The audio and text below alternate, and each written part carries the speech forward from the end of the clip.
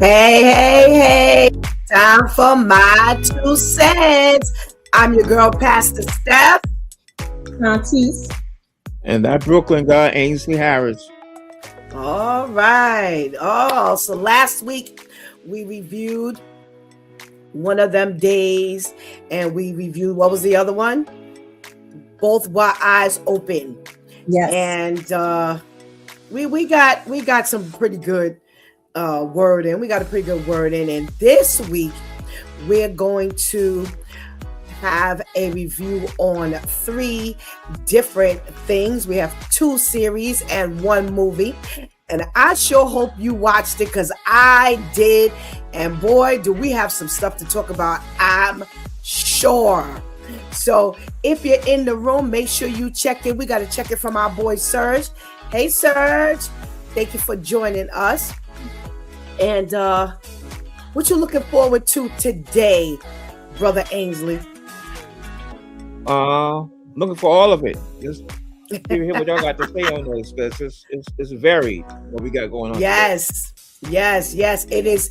It's in 3 separate directions. So this is going to be a really good conversation. Shantice, what you looking forward to? Looking forward to hearing the feedback on, like you said, the 3 different reviews that we're going to be discussing. We have 2 series and a movie, and none of them are like the other one. So yes.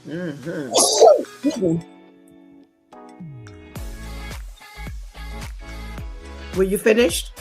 Yes. I'm sorry. Okay. All right. Yeah. Okay. So, do we have some info video, Shantice, or are we waiting? No. We have. Anika, you can play the first one, please. All righty.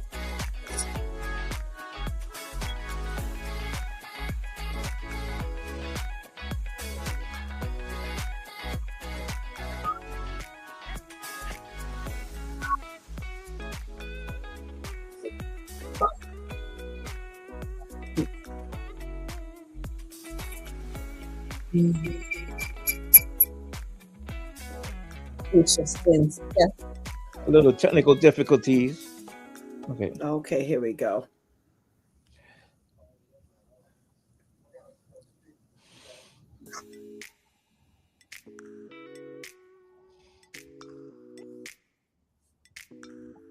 Okay, we can always come back to that. So if we could get our photos up, and then we can check out the video in a little bit. So I want to start with 0 Day. That is the Netflix series starring Robert De Niro and Angela Bassett. We got to check in from Mama Harris. Good evening. Good evening. Thank you so much for joining us. We got to check in from Pastor KL. Hey, Pastor KL, what's going on? Thank you for joining us. And we got to check in from our girl, Ketty. What's going on, Ketty? Thank you so much for joining us. So, 0 Day is a 2025 Netflix limited political thriller series starring Robert De Niro as a former U.S. president called out of retirement to investigate a massive, deadly cyber attack that throws the nation into chaos, uncovering deep conspiracies, media manipulation, and the personal cost of power. And like I said, it stars Robert De Niro, and that's the president that's being called out of retirement. You have our girl Angela Bassett. She is playing the current president, Evelyn Mitchell. We've got a couple of other familiar faces up in here. We've got Matthew Modine. He is an old schooler. Do y'all remember Matthew Modine? No, who's that again? Oh, okay. He's been in quite a few movies. We've got some newcomers to our view, and we've got a McKinley Belcher III who's playing Carl. We've got a Jonathan Davis who's playing a White House aide. We've got a couple of other familiar faces too. We've got Jesse Plemons, and I've been trying to place his face, and he has been on quite a few different things. He is from, let me see, Love and Death. Oh, he played the husband, y'all. Mhm. That's who he Yes. is. I noticed him. trying to I place recognized that him. face. I Yes. recognized him, but I had no idea. So Wait. he came from, yes, Love and Death. He is from, what else? Judas and the Black Messiah, for those of you who saw that one. The Irishman, for those who saw that one. And that's pretty much all I can. Breaking Bad, for those of you who watch Breaking Bad. Battleship. He's got quite a few bit of Grey's Anatomy. He's got quite a bit underneath his credits. So, but I could not place his face, y'all. It was driving me literally crazy. So we do have some familiar faces. There's another familiar face that I saw, and he's an older guy. His name is Bill Camp. And, pull him up really quickly and you'll see who I'm talking about. He has played in quite a bit. He's an old schooler as well. Yeah. He played in A Man in Full. That was a nice series. He played in Sound of Freedom. Let's see what else he has. His credits that we would remember him in. Joker, Native Son. So he's got quite a few. So there's some familiar faces. 12 Years a Slave. Yes.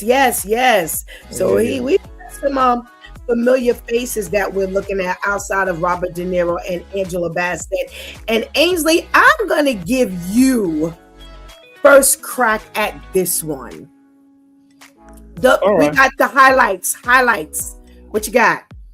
All right, highlights. All right, first of all, I like Robert De Niro. He's like one of those few.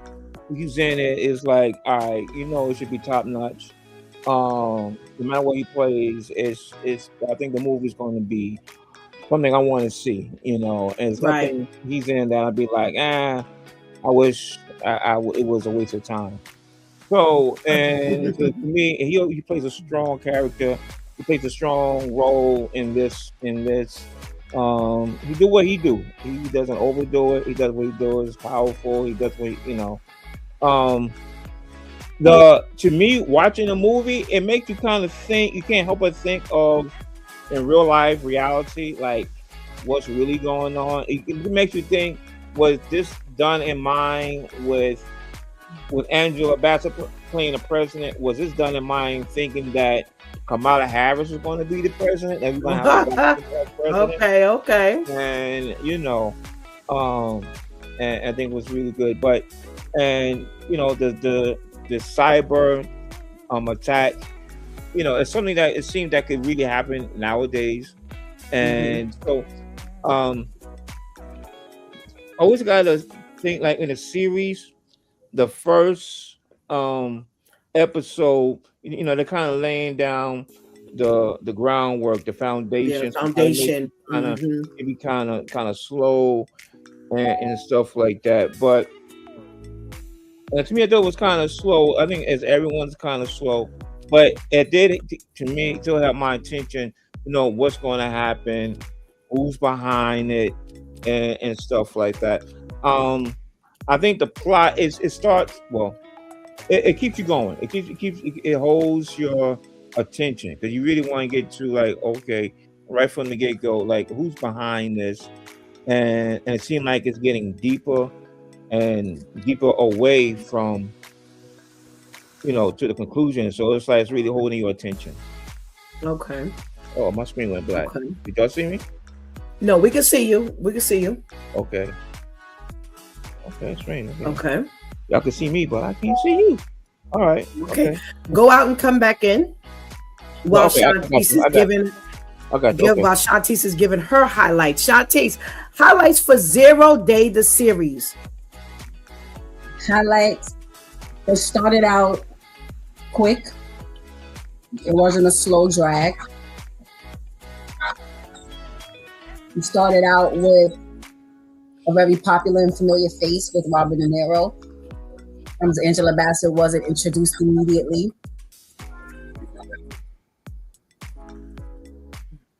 I would say those are the highlights for me. Wow. Yeah. But did y'all look at the thing? I looked at it. It wasn't hitting for me. Oh, okay. All right. So let me see the highlights. For me, again, like has been said, Robert De Niro, they get right into him and the actual cyber attack. They don't wait, so that immediately jumps out at you. And already there's some mystery going on. So for me, this is my second time seeing it. And boy, the second time is a charm because I don't know what I was looking at the first time because I saw a ton of things this go around in these first 3 episodes that I don't even remember happening in the first go round.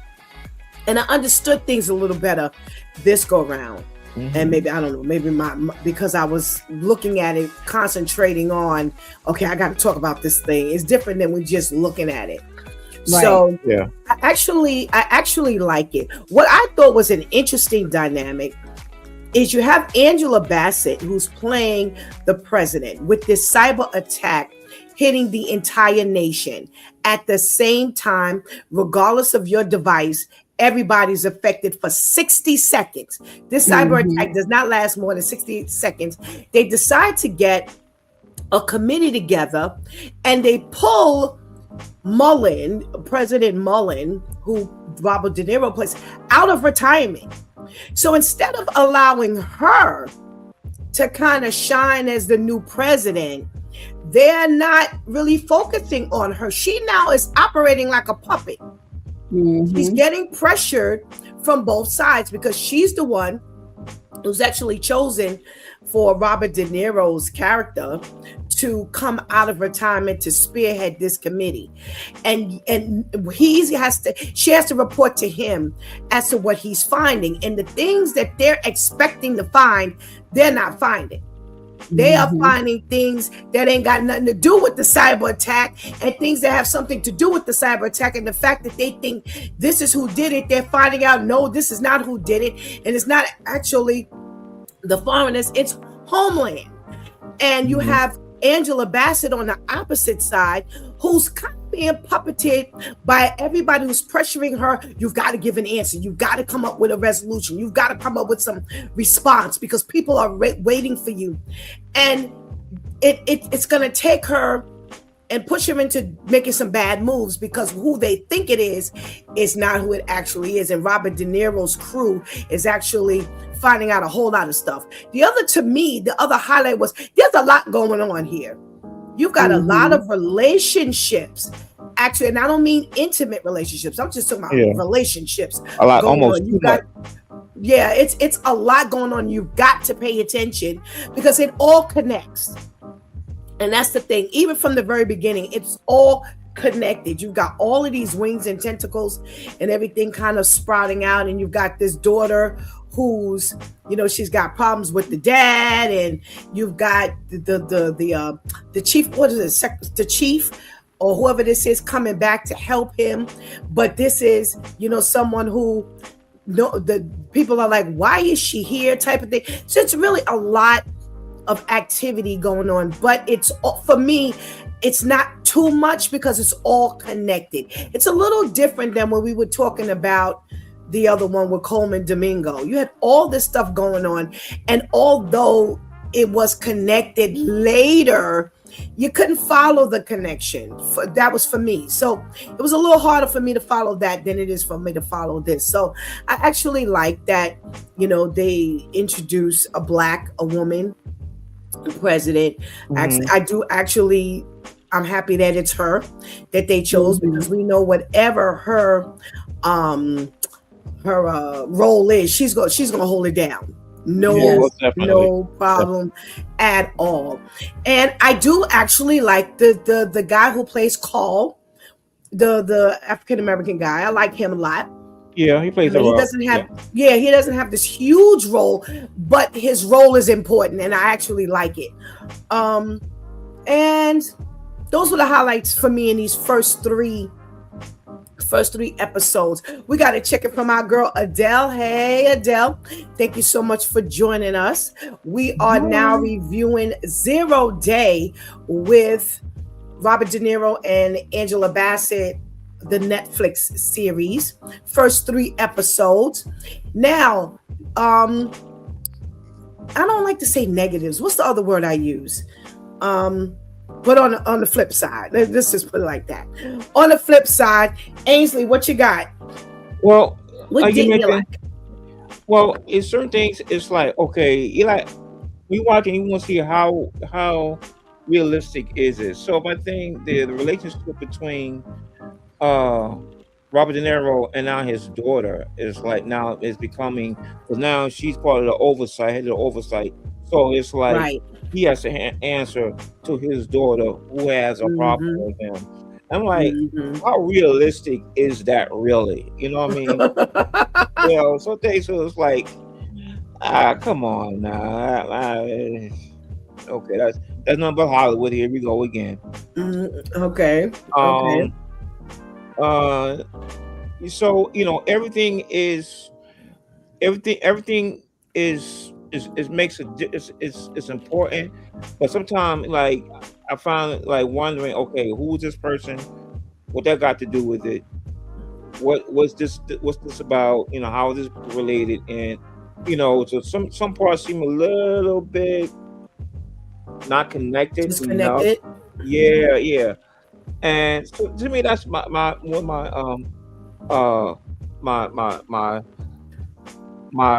negative, if you will. And to me, I think in the first 3 episodes, I think because now Robert now he's facing these like his mental state, right? And to me, it was like, to me, I think by the 3rd episode, I wish we had a little bit more understanding on what's really going on there. Because it's like, okay, should he even be doing this in the first place? Okay. Particularly the way it starts off, you think, okay, something really wrong with him, something really, really going on. So, right. It's some is a little not disconnected well enough. But other than that, that's about it for me as far as the cons, if you will. Okay. To me, Shantice. On the flip side, what you got? Really quick, I forgot for the highlight. The wife asking the ex side chick to work for him again to help to protect and keep him in line was very interesting. Very interesting, and definitely definitely emphasized the good side of the fence that was on, because if that means you about to meet your doom, I guess you about to meet your doom. I wish I would care that much about your political stance and your job and your mental health to have you work alongside someone you cheated on me with and had a baby with. Absolutely not. Really? Yeah, you missed that part? No, he's being fantastic. Absolutely not. There is no way. And then the daughter presented herself to be all high and mighty, but you in there doing coke. Right. Okay. Change the whole trajectory of your character, man. I can't take you serious. I mean, I was alongside with Ainsley as well, kind of like, it's like, all right, you're going a little too hard against your father. Like, sit down and shut up. Like, okay, so your views may be different. That's granted. Just because we're related, just because you're my father doesn't mean I agree with everything you agree with or everything you stand for. But it was just a little too much, in my opinion. And then to see that, and I'm like, all right, you sitting here talking about the dirt your father was in. What are you doing? Right. Exactly. You know too much your father's past there. So those were actually 2 highlights for me. Those were highlights? Yes, those were highlights for me. As far as the oh my goodness gracious, I was like, "Ooh, now it's getting interesting." That Both of those. As far as the cons, again, I can't necessarily say like this is why. It just wasn't really hitting for me. It wasn't really doing it for me. For the most part, I'm always able to say like it's because of this character or it's because this happened and it turned me off. I don't know. It just wasn't hitting. It just wasn't. So maybe as I continue to watch it, maybe something else will pop out that I haven't. But so far it's kind of like it's not slow, you know. By far. Right. It's not boring. I don't know. It's just not. For me, it hasn't had that thing that really happened yet. That's like, that's the part that I'm holding on to see until the end. Okay. Let's see. The cons, as Ainsley put it. I think for me, it was to watch her, the daughter, have all of this bass in her voice for her father. All of these complaints and criticisms, and now she's being worked as a puppet as well. Yo, really? You know, you are not even standing on your own 2 feet. Right. You got them telling you exactly what to do, how to do it, when to do it, what to say, whether you like it or not. But yet, you know, so now the shoe is on the other foot, and you kind of get to see what being in some kind of quote unquote power is like. It's not all that autonomous or independent. You got to take orders from the powers above you. So I thought that was really, really interesting. And on the con side, like, shut up already. Another bratty grown kid. Here we go again. Yeah, and then to see you, right, you know, it's like, I'm so tired of seeing these bratty people on TV. It's like, yo, is everybody a brat from like Z's down? Everybody's a brat. Oh my goodness gracious. So for me, that was the biggest negative for me. You know, I actually, again, it kept my interest. You know, I was into it. I like the mystery of it. There were a lot of things that were going on that was kind of popping out of nowhere. And for me, that kind of gives me a little adrenaline rush and piques my interest. So outside of that, I really don't have, you know, any other con. Ketty says there's a lot of backstabbing going on. Who do you trust? Seem like they are all after Mullen. They are. They want him to fail big time. So, you know, they're doing whatever they can do, you know, to really show that, you know, he can't handle it. And with his mental faculties kind of failing him, like there's a scene where he's calling for, you know, where's so-and-so, somebody who works there, only to find out she says he's been gone 4 or 5 years. And he's looking at the new guy, the guy who's working there now. He doesn't know who he is in the midst of trying to find this combination to the safe. So, you know, with all of that going on, and now they're trying to make you look bad, then that ain't gonna happen for you very well. We got to check it from our girl Teresa. Hey, Teresa. So we are halfway through this limited series. What do you say, Ainsley? Should we push it, click it, or kick it? I say click it. All righty. Shantice. Who done it? Feel like I gotta find the end to this. Okay. I'd say click it. You pull a teeth with your this one. Right. When they're twisting your arm. Yeah. I definitely say click it. I'm enjoying it, so I definitely say click it. All right. We got a video to show. And let's see what we got. Yeah, what we got going on? What's going on?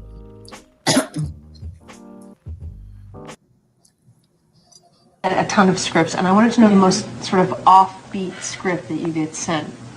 Well, one time I got sent the script actually for Scary Movie, but it was a little bit different when I received it. It changed a lot by the time they made it, and you know, it was a parody on the Scream movies. And I Know What You Did Last Summer, and they actually had a character. It was the Brandy character, and they wanted me to play Brandy and kind of do a parody of her, and I just, you know, I actually liked the script. I thought it was really funny, but I didn't want to, like, I didn't want anybody to take like I was disrespecting her in any way, so I actually didn't do it. And it turned out to be a really funny movie, but that was like the weirdest thing that anyone had ever asked me to do.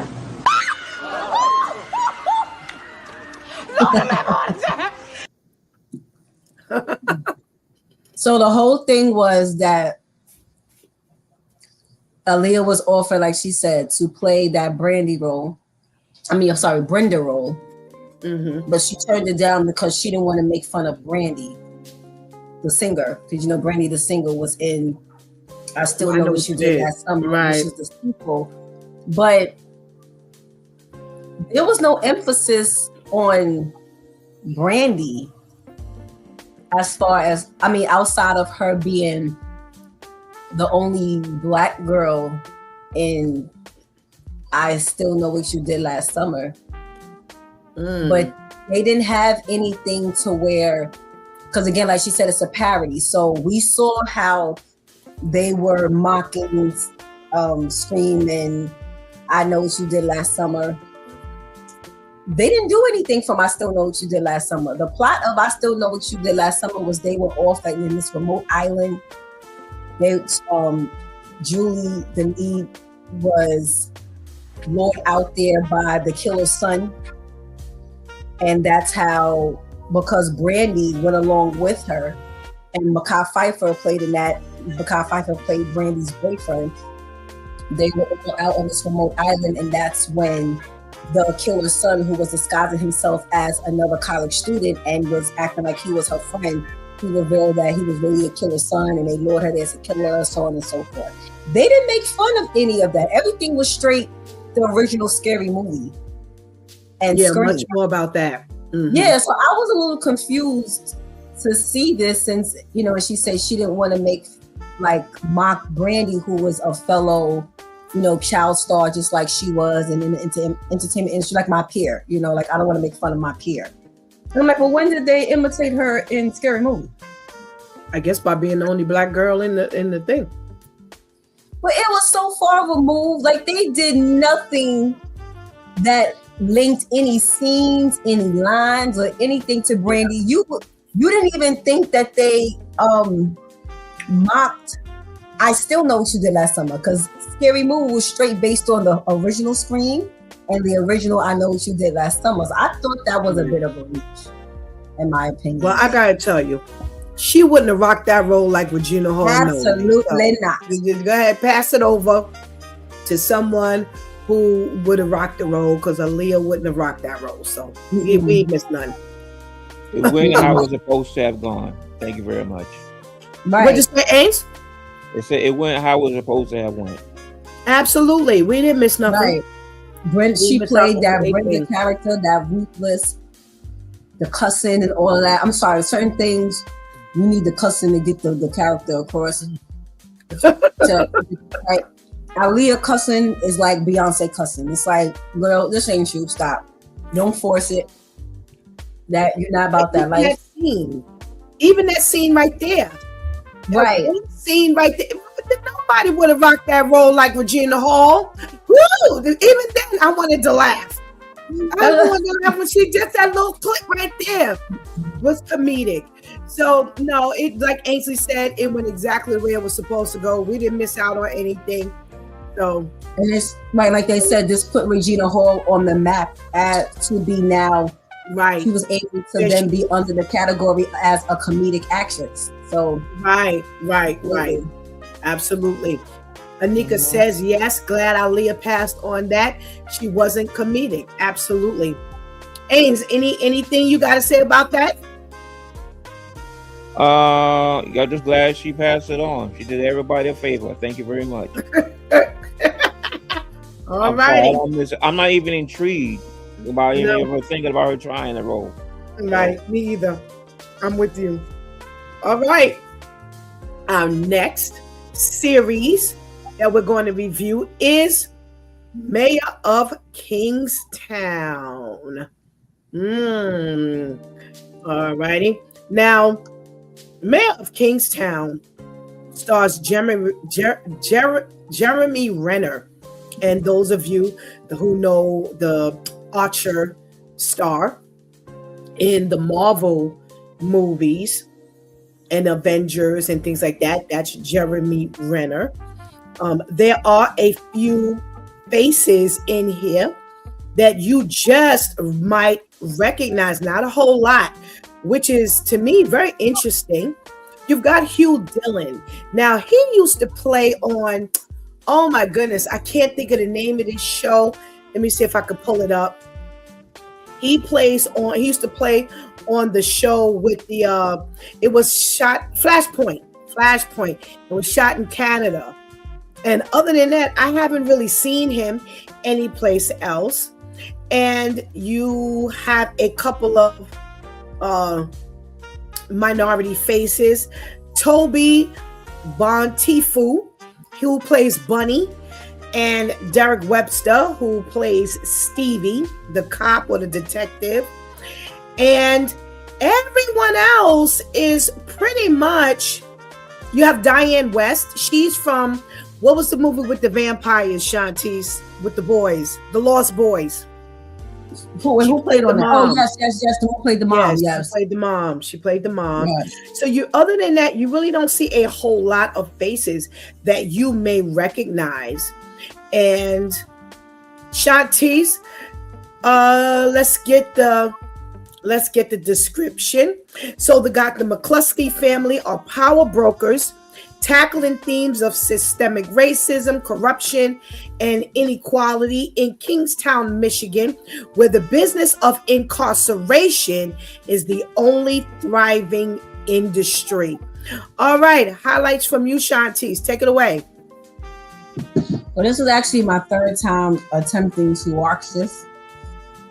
I don't know why it wasn't hitting the first two times. When I watched it this time, I was like, oh, okay. I was able to get into the momentum. I liked how it wasn't like they're drug dealers, like the typical. They're almost like, this is almost like a Ray Donovan type of scenario. It's like I'm a fixer. Reminded me of Ray Donovan. Yes. I'm a fixer, so I'm not necessarily dirty, but I'm gonna work with the dirty people if that means that the streets are safer and there's a lot more peace. But outside of just unlike Ray Donovan, these brothers weren't really making money. Ray Donovan was making his money. Right. He was in it for the money. Yes, and he made sure he made his money. With this here, I liked how that was different. They weren't like crime lords or anything like that. I liked the interaction between the brothers. Even when the mayor, the original mayor, when he was killed, he was murdered, and how the other one had an option to leave it because he was just kind of like the assistant, so he could have walked away, whatever. But with him choosing to stay, the younger brother, who's supposed to be 100% legit as a cop, he's trying to still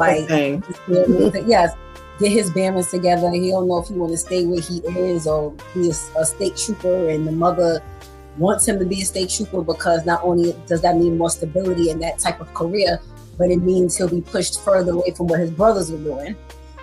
Right. That's her concern. So I like the overall plight, how they were able to, again, they're kind of playing knowingly, they're not trying to get over on either side, but they're in the middle of both sides.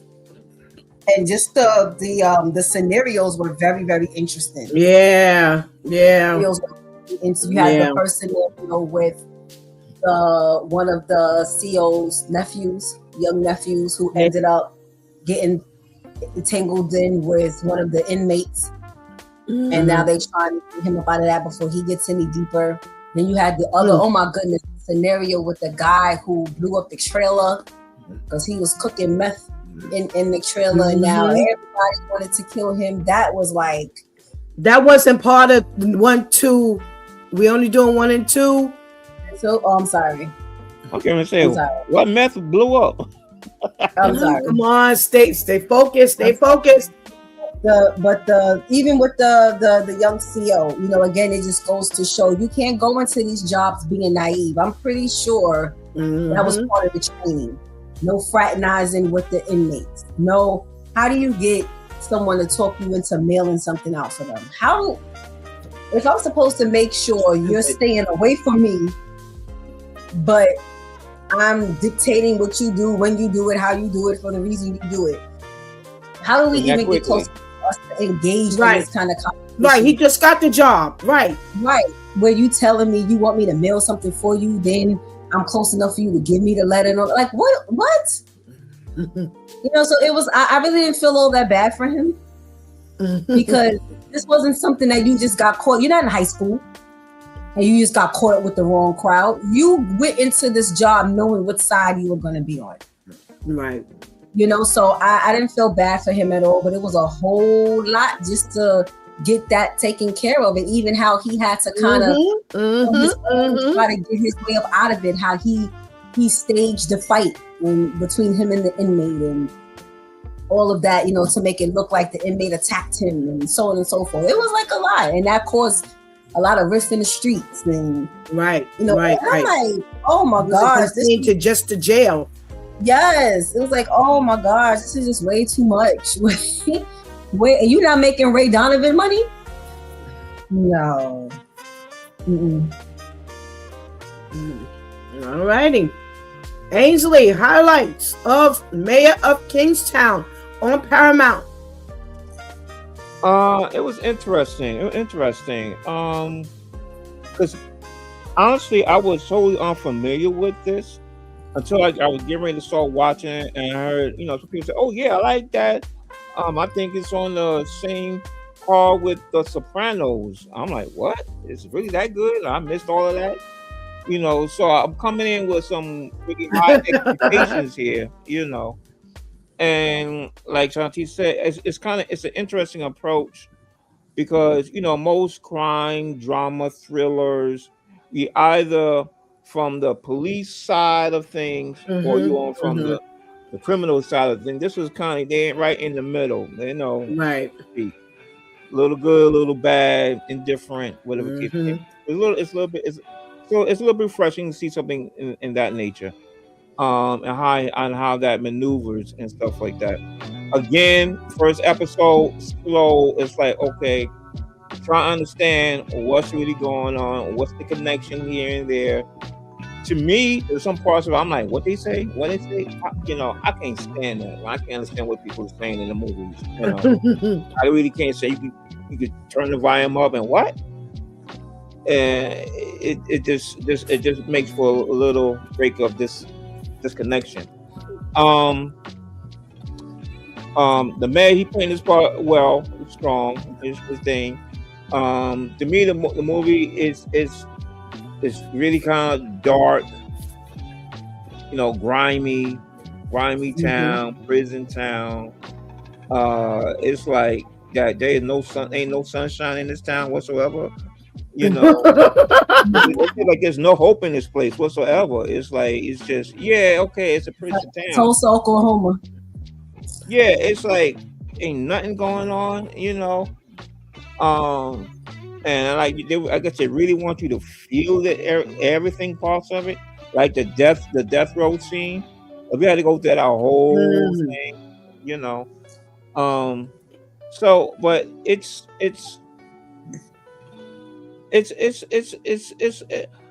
some action. I like to see a little bit more. I guess maybe as watching more episodes, I like to see a little bit more activity, because it's like, okay, I think it gets a little slow at points and whatnot.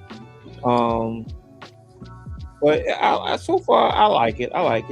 It ain't of no Soprano level to me just of yet, but I'll give it.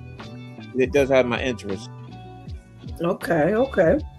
Well, I think it beats out Sopranos far and beyond. Maybe because I've gone the distance. I have not looked at season 3 or 4, whichever one they're at now. Okay. Because I wanted to actually hold it over for our review, because it came out in 2025, this last season. So But if action is what you want, action is what you get with the mayor of Kingstown. I actually agree with both of you. I like that in between man. Mm-hmm.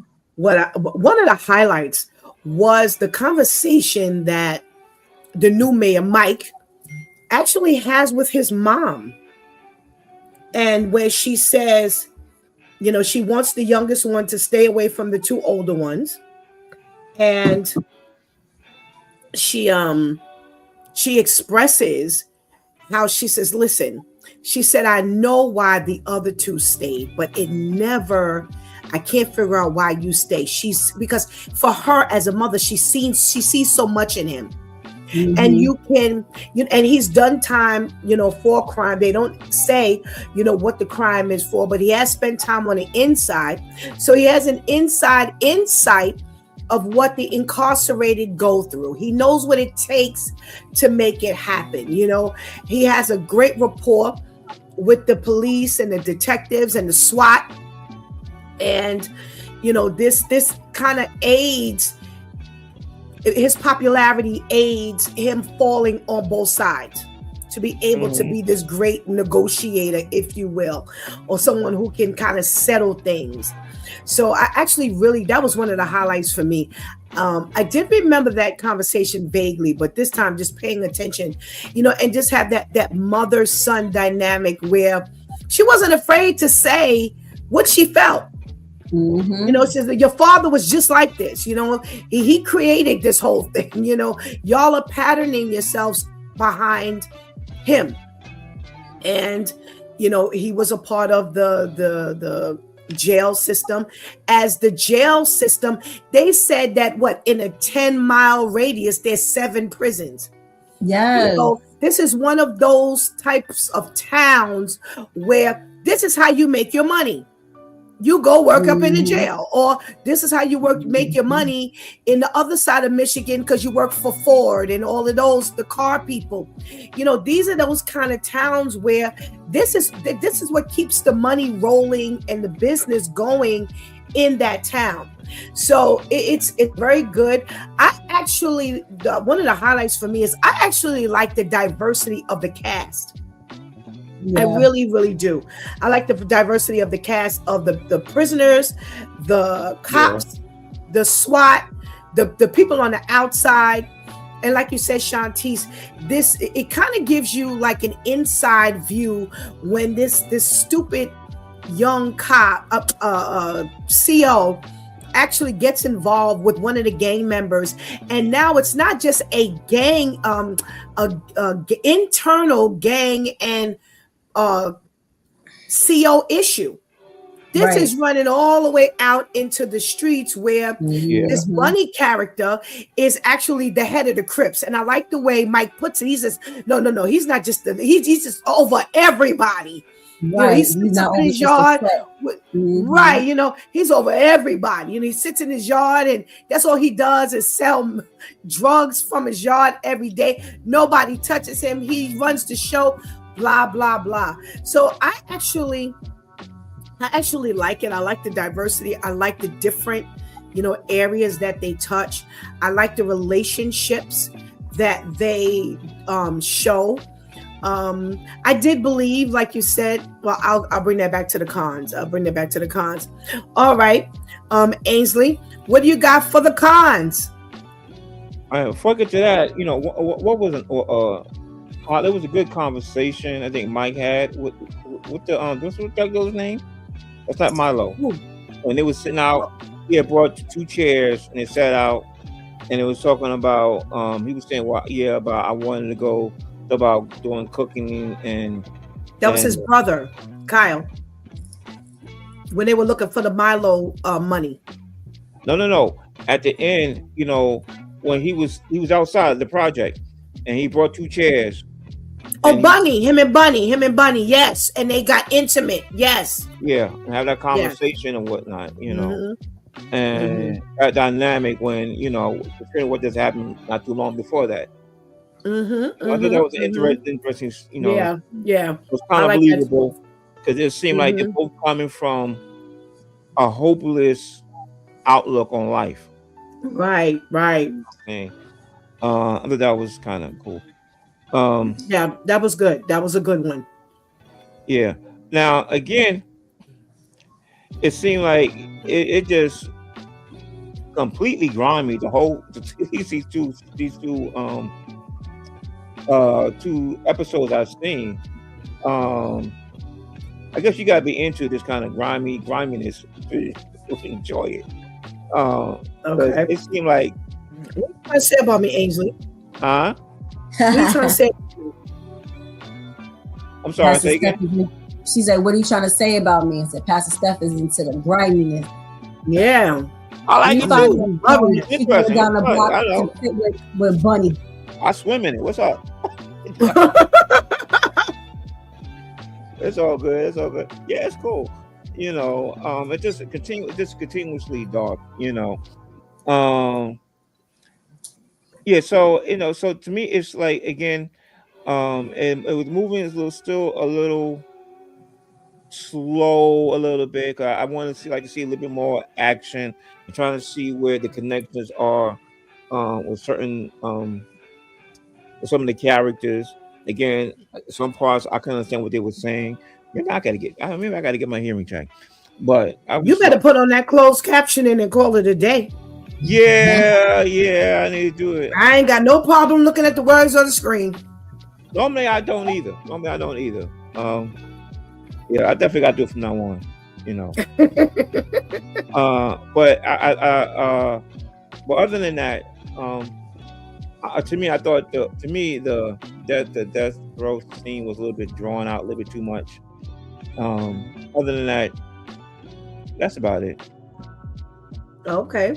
The cons, Shantice. This is your third go round. Are there any cons?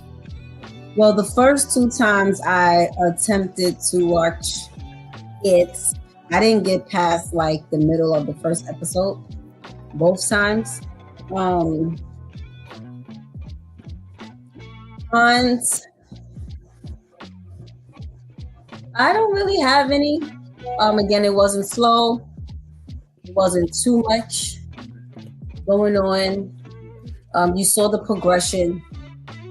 The family dynamic was interesting. The dynamic of the scenarios was interesting. I don't really have any cons. Any cons. I agree. I think the casting was on point. You didn't have too much of one side. Whether you're speaking one side of a type of characters, one side of nationality, one side of it was like a well balanced. It was a well balanced. I like the camaraderie of the cops. You know how the cops were all banding together, like, okay, this is what needs to happen, and they all gave respect to Mike and to what's the other brother's name? Mitch or Kyle? Kyle is the baby. Right. Mitch and Mike, right? Because Mitch was the original mayor.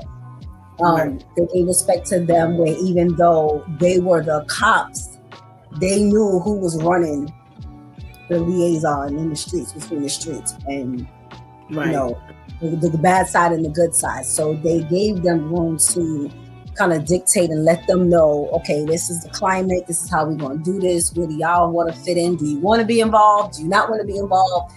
I like that as well. So I don't have any cons to think of. Okay. Well, I don't have any. I guess I'm dark and grimy. Because I enjoyed it from the word go up until it was time to stop watching after the second episode. And like I said, this is my third go round watching it. But I actually like it. I don't have any so far. I don't have anything, negative to say about it. All right, Ainsley, are we pushing forward? Click it or kick it? We pushing forward. We're going where they click it. All right, Shantice, kick it or click it? I say click it. All right. I say definitely click. Let's go and enjoy the rest of Mayor of Kingstown. Kingstown. Anika says, Ainge, you may also have to change the sound on your TV when the voices are low. So, yeah, you're getting older, and that hearing aid So you're gonna have to make some adjustments. Ah, all I righty. shall. I shall. Okay, so we got Click It for 0 Day. We have a Click It for Mayor of Kingstown. Now, Ainsley, you chose the pickup with Eddie Murphy and Keke Palmer, and that is on Netflix. And you are definitely looking at some faces that you recognize. You've got Eddie Murphy, you've got Keke Palmer, you've got Ishmael Cruz Cordova, who plays one of the henchmen. You got Eva Longoria. We have Andrews Dice Clay as Clark. Who else do you recognize? We have Ray Murphy Jr. He's a face that popped up.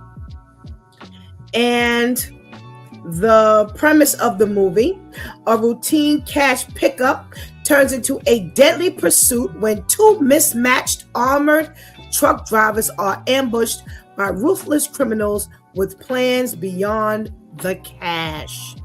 All right, Ainsley, let's start with your highlights. All right. I had seen this. We've seen it before, and I thought it was interesting. I thought it was interesting. It was intriguing.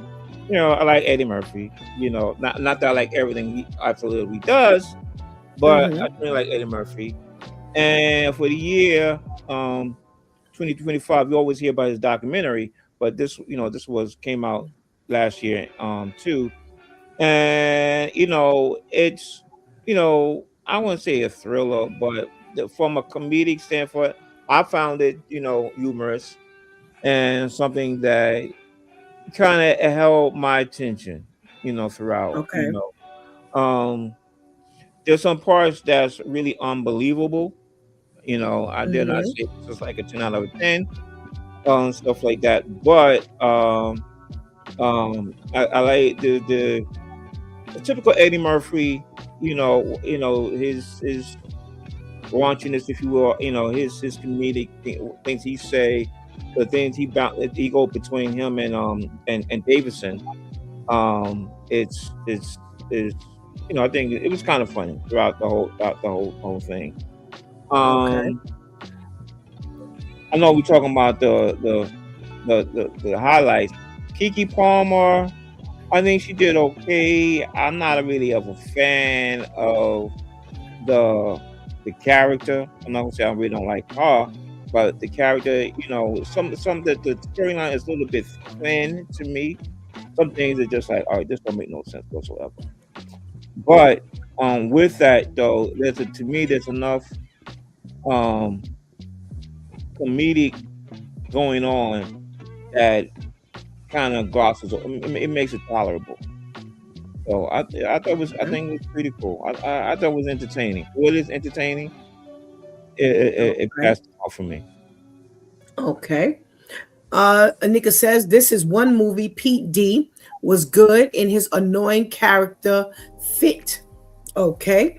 Shatice, highlights of the pickup with Eddie Murphy and Keke Palmer. Yes, this was actually on my list to watch already. I think this is on Prime though. I think it's on Netflix. I think it's a Prime original too. Prime original movie. I really enjoyed it. I really liked it. Again, Eddie Murphy has played in some movies over the past few years that really didn't pique my interest, but I'm still and will forever be an Eddie Murphy fan. Forever. So no matter what he's playing in, I may inquire about it and maybe not want to watch it after I kind of get a glimpse, but I'm going to always inquire because it's Eddie Murphy. And I really enjoyed him in this. I really enjoyed him. He wasn't funny the entire way through, but it didn't call for him to be funny the entire way through. So I really like that it's not like, oh, it's because he's, it's not his peak anymore. Like, no, when it was time for him to be funny, he was funny. I like that. Pete D, I don't really watch anything that he's in, but I liked him in this. I liked him in this. I think this character played really good alongside Eddie Murphy with this. I enjoy Keke Palmer again as kind of like a comedic. She kind of reminds me of like almost along the lines of a Regina Hall, where she can definitely do the drama and she can do the comedic actress thing as well. She had me laughing in the beginning when she tried to hand him the note and she said, "Here, read this." And he pulled the gun out and he said, "Get on the floor." She said, "I ain't getting on this floor." He was like, I said, "Get on the floor." Well, she said, these jeans are too tight. I ain't getting on this floor.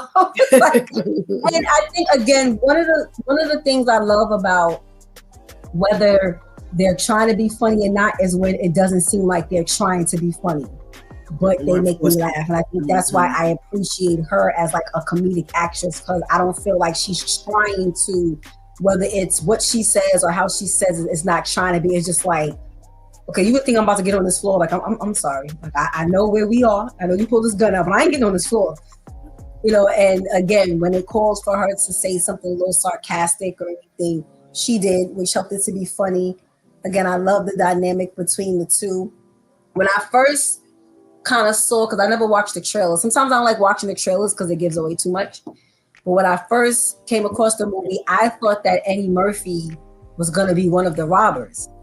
So I really like how the plot was, where it's like, listen, this is my anniversary.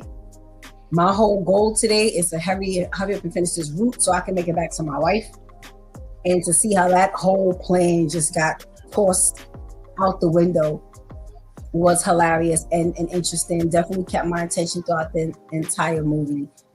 I liked it. I liked when the wife got involved. That was funny.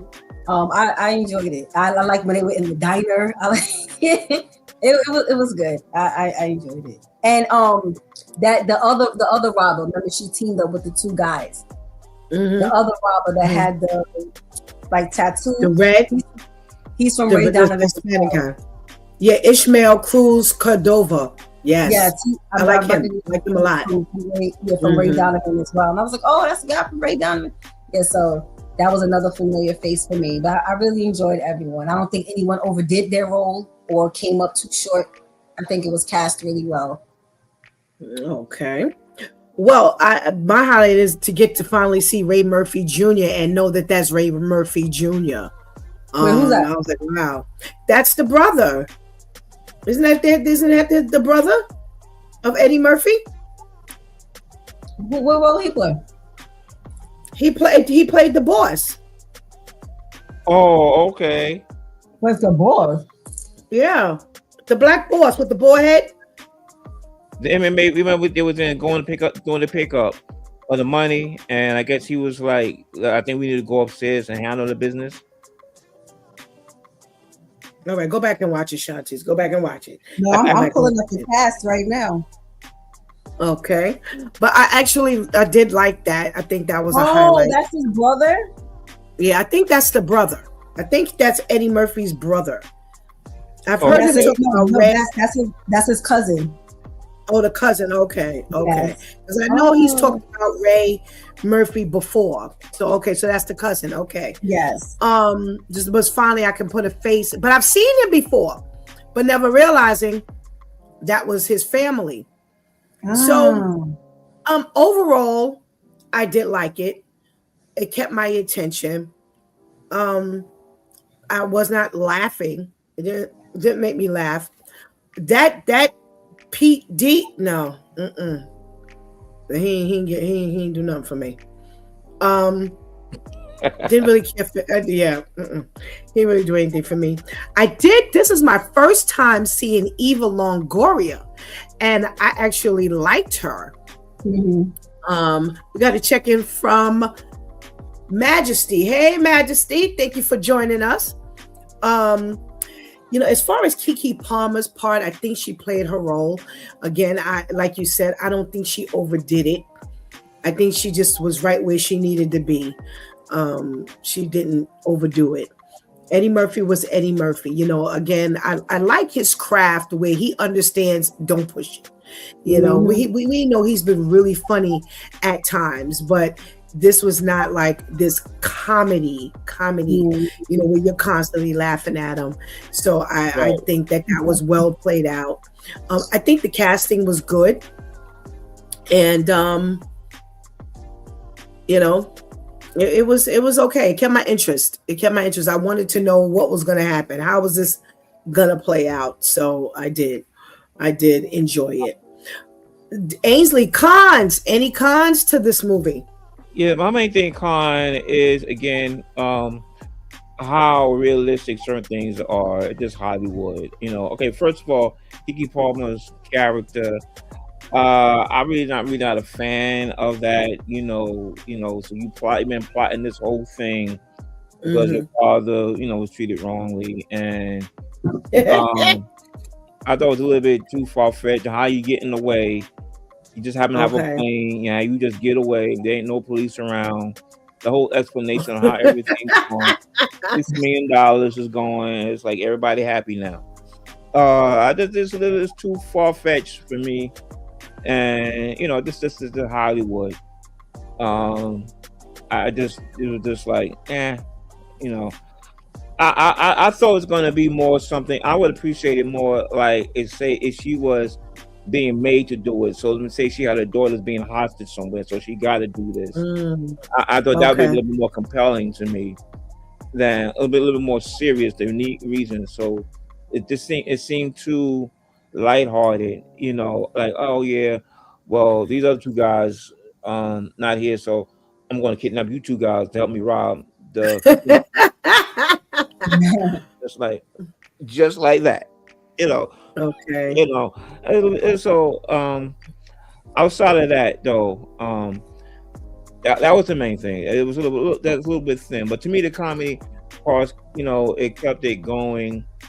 It picked its spots, like Eddie Murphy again. He didn't have to be funny throughout the whole thing. He picked his spots, I think, right where it needed to be.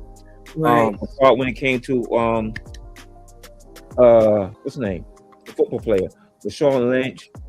He played his part just right then where it needed to be. That was it. So the other thing, it was a little bit unrealistic at too many points, but outside of that, it's alright. Okay, Shantice, cons. I want to say it's like really a con, but yeah, I also think that they could have come up with a little more realistic why behind why Keke Palmer's character was doing this. I think because at first it was just like, okay, you got people who want to rob a money truck, an armored truck. So leaving it at that, I think leaving it at that would have been fine. Excuse me, instead of like introducing this why behind it. It didn't necessarily sound unrealistic to me. It was just like, okay. But her why at the same time kind of had, especially like, not even Pete D, because he was head over heels anyway. She could have said, I'm about to decapitate 80 people. He would have still been wanting to ride off into the sunset with her. But I think after hearing her why, it kind of softened Eddie Murphy's character's heart. Like, okay, what you're doing is still wrong. You still got me caught up in this mess. But that's, crazy that happened. And you and your mother had to struggle hard because they didn't care for the person who was working for them.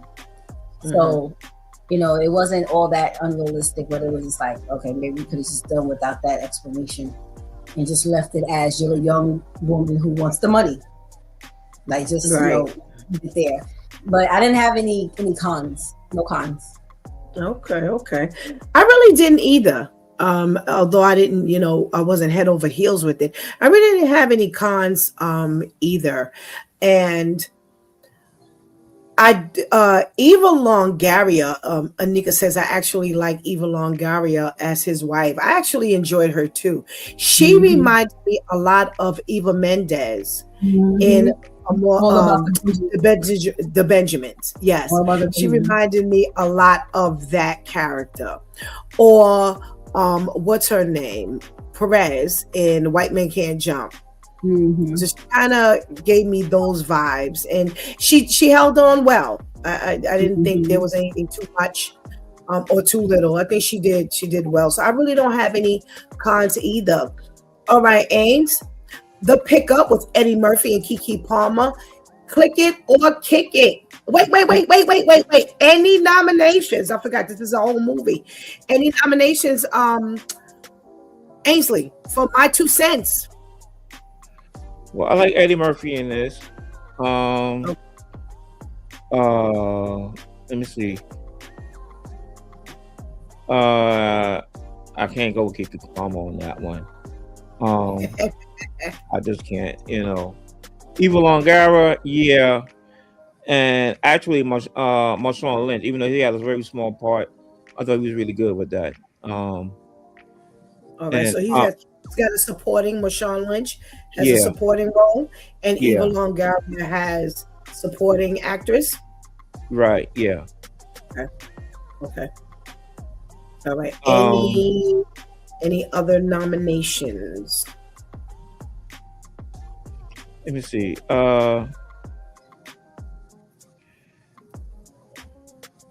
That's about it, I believe. Okay. Well, Tim Story is actually the director and writer of this. Wait, he's the writer. Tim Story is the director of this. Oh, okay. So I realized that. Okay. Okay, are you nominating him for anything? Yeah, definitely. All right, for director. All righty. Okay. All right. Shantice, what about cast? Ains? Cast, that's about it for cast. Okay. No, I mean the entire. Are they getting a nomination for cast? Oh, yeah, most definitely. Okay. All righty. Okie dokie. Shantice, what you got? Any nominations? I think for leading role, I would give to kind of toss between Eddie Murphy and Keke Palmer. Oh, okay. I would say Eddie Murphy. Okay. And please take notes as always. Okay. Supporting, I would say Eva Longoria. I think she did good as like supporting actress. Cast, I definitely think they deserve a nomination. I'm sorry, for casting. Directing, this director, yes, and it was well. The high intense scenes were good and intense.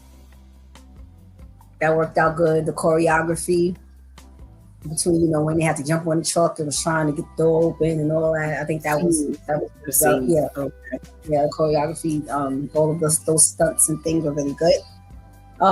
Yeah, so that's what I have as far as nominees. Okay. If I had to go with nominees, I would go ahead and give it to Eddie Murphy. Again, because he didn't overdo it. And I guess my supporting, I would give to Keke Palmer. I would give the supporting actress to Keke Palmer. And I'm good there. I think it was cast well, and I think they gelled well as a cast. There was nobody kind of out of sync or threw them off. So I would definitely nominate them for a cast award. Kick it or click it, Ainsley. Click it. All righty. Shantice, kick it or click it? Click it. Okay. And I give it that third click. Definitely give it that third click.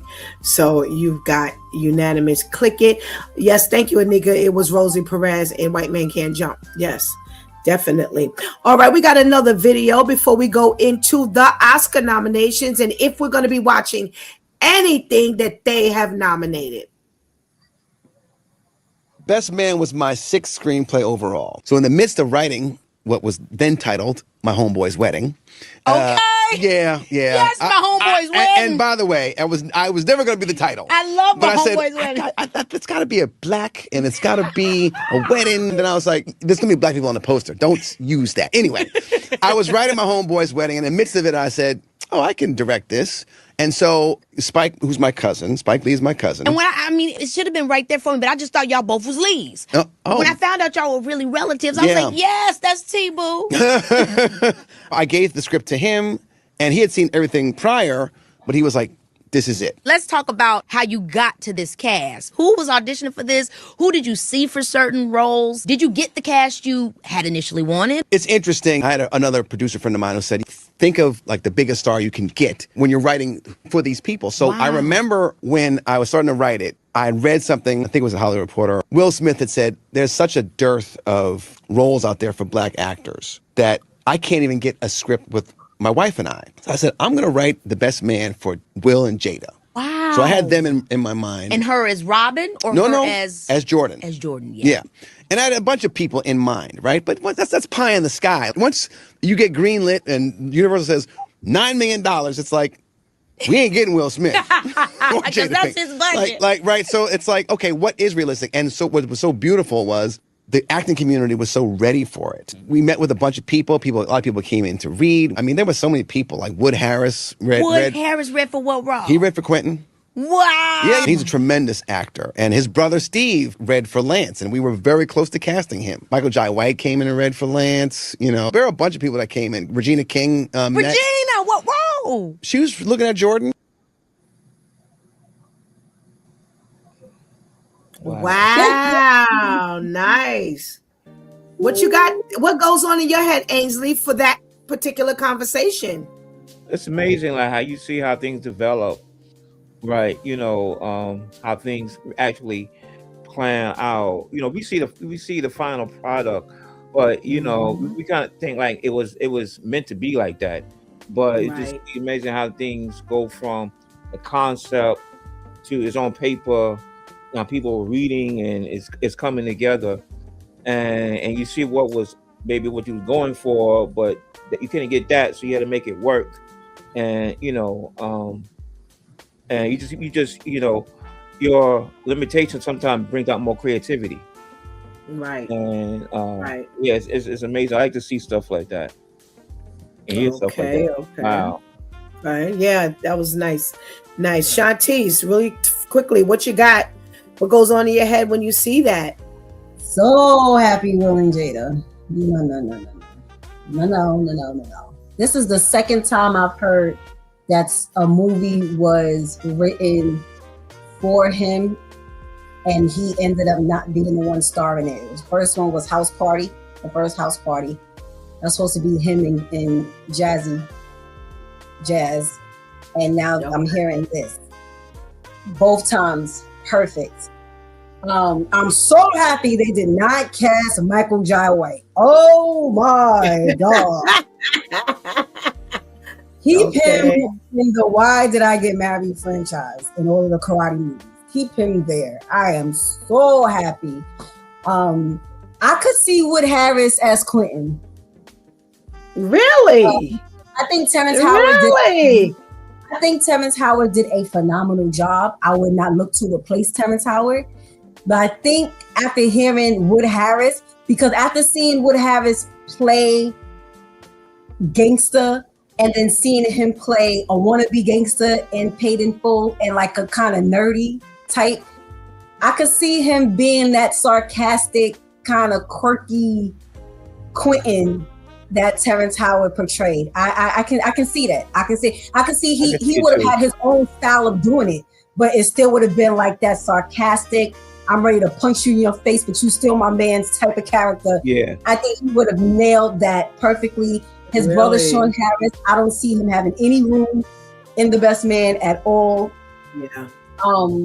In my opinion, Sean Harris is a good actor, but he's just not. No, his name is not, that's not Sean, Steve Harris, I'm sorry. Yes. Steve Harris, he's a good actor, but in my opinion, he's not as well versed and dope as his brother. I don't see him being in this and being really, really, really good, like a really good fit. Regina King as Jordan, I think she would have been too strong, too strong in that role. Really? So yeah, I don't think, because remember who the Jordan character was. Yeah, Jordan was like that bully in the professional, but on the other side, and not to say that Regina King can't play a little humble, but I think Nia Long nailed it. I think she nailed that, especially when you go on to the sequels. I think she really nailed it. So I kudos to the casting directors. They ended up with the perfect group of people to portray each character. Okay. I was thinking about first of all, I didn't know Malcolm Lee and Spike Lee were family either. I'm blown away with that. Anika says, I'm so glad the Smiths were not in this movie, the Best Man movie, and cast was perfect for me. I don't think it would have become a classic with them. I agree. As much as I love Will, as much as I love Jada, this was not for them. It was not for them at all. Again, another nailed casting job by that committee. I would have rather seen what's his name play Harper. Wood Harris, more than Quentin. I just didn't like no Taye Diggs. I'm sorry, I didn't like him then. I don't like him now. Really? No. He did again. He ain't do nothing for me. I just didn't like him. I didn't like his character. I think Wood Harris would have been good there. I do also believe that Regina King played the perfect part, and Nia Long played her part well. I think Regina Hall could have played it, but I think it just fit better. It just was a much better fit. So I actually agree with just the nailing of the cast. They did a phenomenal job.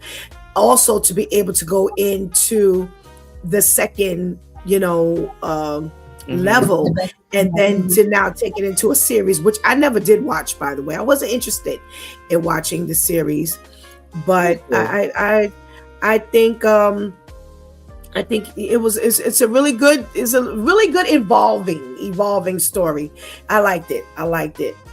All right, thank you, Shantice, for always giving us those little key points. I like those. All right, so today, the 22nd,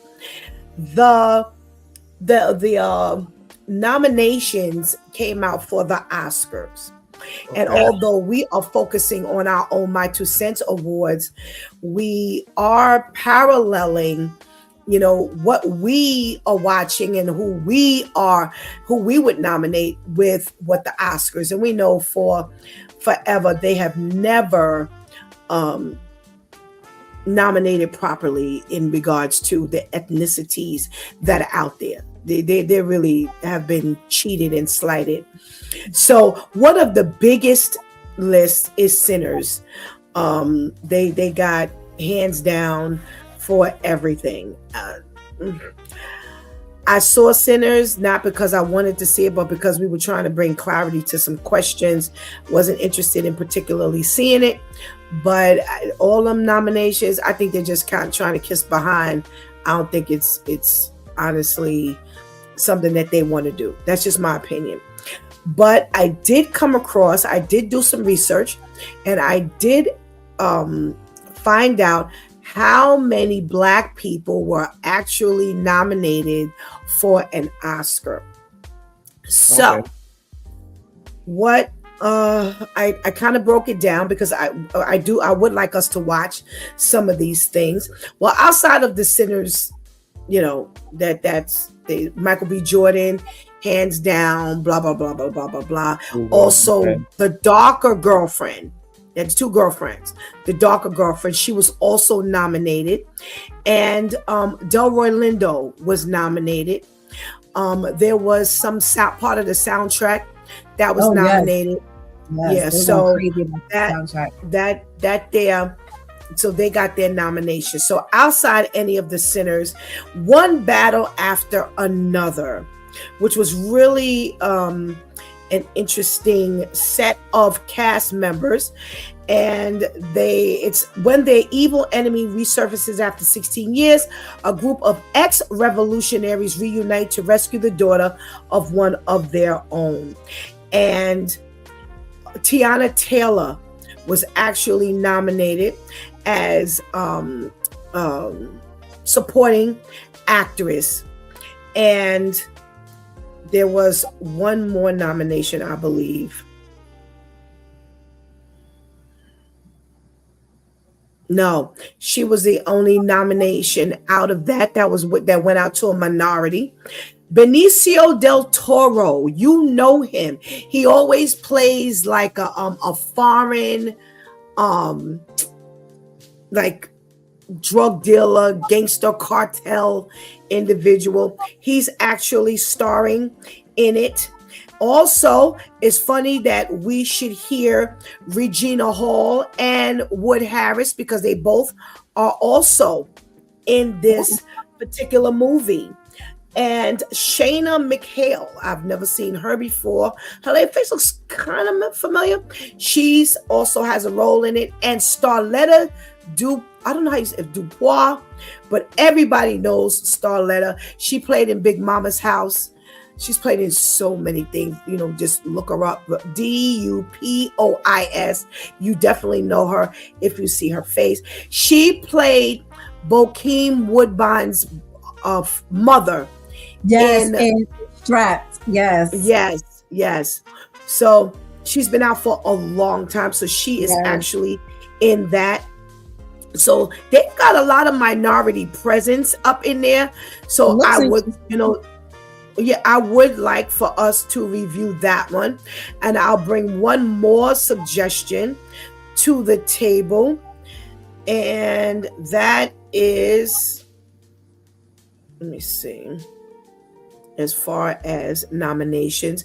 Okay, so you have, now I'm a little lost for this one. They have The Devil is Busy, which is a documentary. Now, it keeps popping up as 2024, but for some reason, it's showing up on their nominations. There's a Crystalline Hampton who co-directs this The Devil is Busy documentary. And so I don't know if she'll win, but she's definitely up for nomination. There's another movie, The Movie. That's what it's called. And it stars Damson Idris. And we all know him from Snowfall. And F1, The Movie. That's what it's called. And the premise is a Formula One driver comes out of retirement to mentor and team up with a younger driver. So it is him who stars in it, Brad Pitt. And you do know Javier Bardem. He's in it. Another one who plays a lot of heavy Hispanic roles, cartel, drug dealers. You definitely know him. Who else is in here that you would recognize? Tobias Menzies, you may recognize. I definitely recognized him. There's a Sarah Niles who's showing up on the minority side, and Abdul Salis, who's playing Dodge, a Samson Kao, who's actually, someone that I haven't seen. So that's another one. And I want to pull up a third one that we can definitely consider. Well, we know The Perfect Neighbor is isn't that on Netflix? I think that's on Netflix. And that's about the shooting incident that took place that actually was given an Oscar nomination. So that's there. We have The Lost Bus with America Ferrera and Yul Vasquez. You know those faces. Trust me, I've seen it. If you look at movies, you'll know those faces. So, again, there's not a whole lot of options for us to look at, but I would definitely suggest one battle after another. I don't. How do you all feel? We've got I would love to see why Tiana Taylor has been nominated for Best Supporting Actress. Yeah, and she won an award. That may have been the movie she won for. Okay, but she did win. Yeah, something recently. Oh yes, for the gold. She won a Golden Globe. They said right, yes. right, right. Yeah. All over social media. She had. Of course, she knew she was nominated, but she really didn't think she was gonna win. So her reaction was just like over the top. So it may have been for that movie. Okay. Probably Okay. So, yeah. Okay. So if y'all are up to it, we can do this on our next go round, and we still have some other. We still have some other nominations that are coming up. The Writers Guild Awards. We still have the SAG Awards. So we still have, in addition to what we're already doing, we do like to keep up with those just to see what they're actually nominating and who they're nominating and why.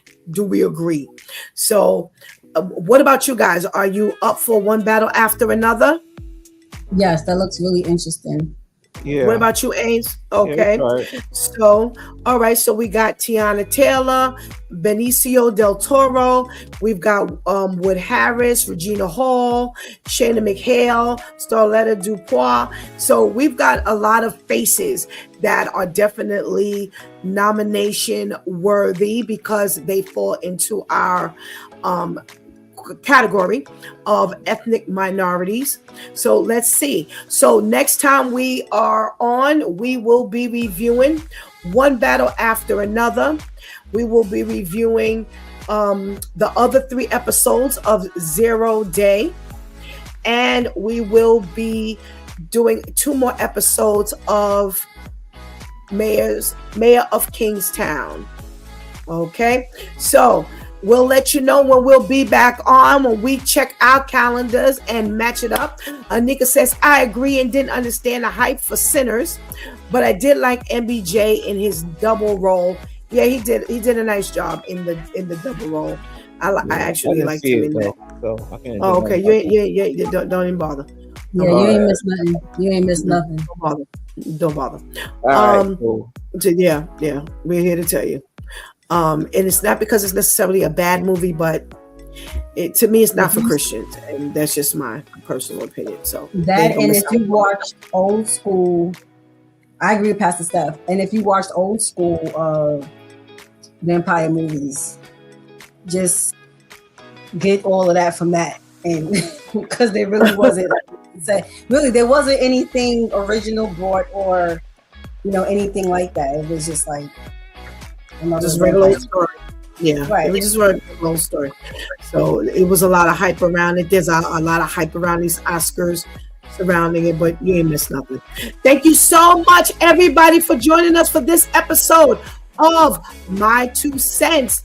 Make sure you join us the next go round. We'll let you know when we'll be back on. I'm your girl, Pastor Steph.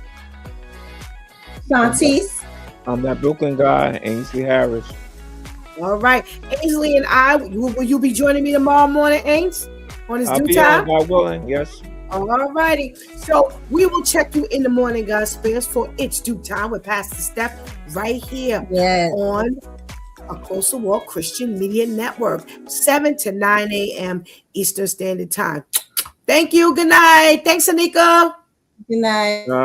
Thanks, Anika. Can't do without you, girl.